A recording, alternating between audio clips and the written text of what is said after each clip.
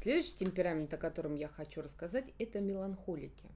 И здесь я попрошу родителей очень внимательно прослушать это, потому что эту информацию, потому что меланхолики на первый взгляд кажутся очень легкими детьми, но именно с этим темпераментом легче всего наделать большое количество ошибок. Меланхоликов отличает то, что это слабый тип нервной системы. Обычно это дети достаточно спокойные, но их отличает от флегматика то, что если флегматик погружен в себя, он погружен в свои мысли, в свои действия, то меланхолик зациклен на себе. Он постоянно думает и разговаривает только о себе. Обычно эти дети, их видно сразу, они всегда спрашивают, почему Вася мне что-то сказал, почему Катя меня толкнула, почему им всегда кажется, что все, что происходит, происходит только с ними и больше ни с кем. Малышей меланхоликов тоже видно достаточно быстро. Они очень быстро утомляются. Вроде бы изначально они слушают, когда вы читаете им сказку, но потом вы очень быстро замечаете, что ребенок устал и отключился. И вообще ничего не слушает и ничего не делает. Ошибка родителей с этим темпераментом, то, что дети очень спокойные, и поэтому родителям хочется их отдать сразу в множество секций.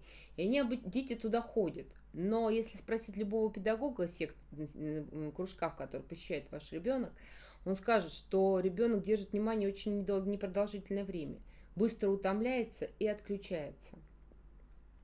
Эти дети настолько слабы, что им проще, они не могут возражать взрослым. Им проще согласиться и сделать, как требуют, чем отказаться. Именно поэтому родители воспринимают детей покладистыми. Но эта покладистость очень обманчива. Меланхолики очень переживательные дети. Они переживают любое событие, которое с ними случается. Их очень легко обидеть и задеть. Еще этот тип нервной системы видно легко. Они никогда не играют с детьми в центре круга. Они всегда предпочитают встать и наблюдать со стороны. И не нужно заставлять их играть вместе с другими детьми. Пусть они наблюдают. Когда они наблюдают, они обычно комментируют все, что происходит. Это такие комментаторы.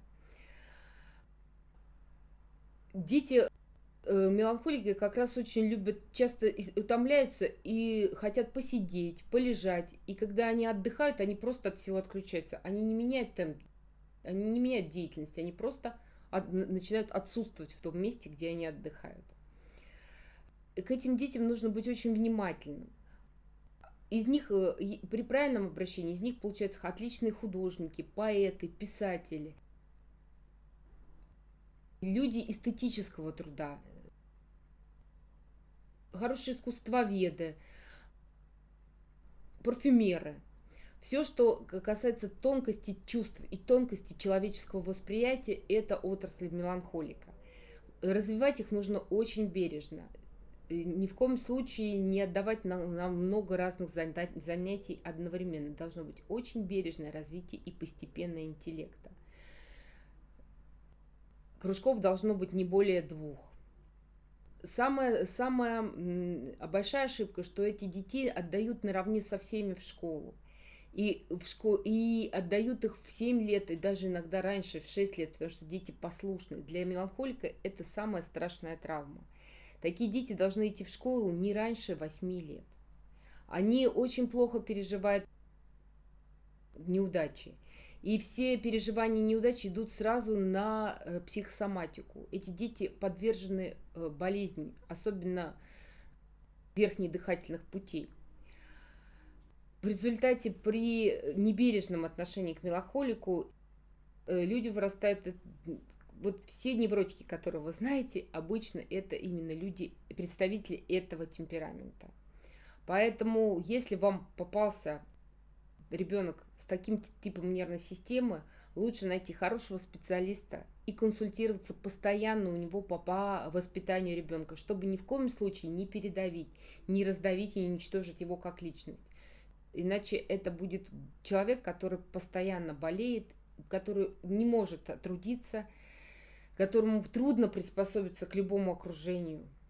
Поэтому, но если учитывать все его особенности этого типа нервной системы, то вы можете вырастить великолепного ученого, великолепного художника, великолепного писателя. Практически все художники и все поэты были меланхоликами.